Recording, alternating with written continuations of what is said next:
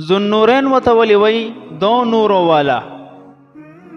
د جناب محمد رسول الله صلی الله علیه وسلم سلور مبارک لوریان وی پاغی کی یوا حضرت رقیہ رضی اللہ عنہ د دې نکاح نبی علیہ الصلوۃ والسلام د عثمان غنی رضی الله عنه سره وکړه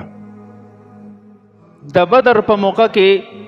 چې کله حضرت رقیہ رضی الله عنها وفات شو دا غین پس نبی علیہ السلام د حضرت ام کلثوم رضی الله عنها نکاح د عثمان غنی صاحب سره وکړه اتفاق داسې وشو چې کله دا غې د مر ټیم پوره شو ام کلثوم رضی الله عنها وفات شو د طبرانی او د دارقطنی روایت ته حضرت عثمان فرمائی قال لی رسول الله صلی الله علیه وسلم بعد موت ابنته الاخیره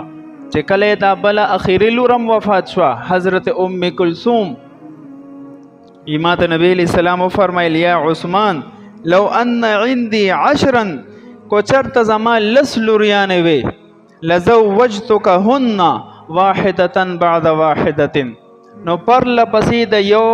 ورپسې د بلې نکاح به ما دستا سره کړی وي د خپلو لوریانو او وجه څه بیان کړه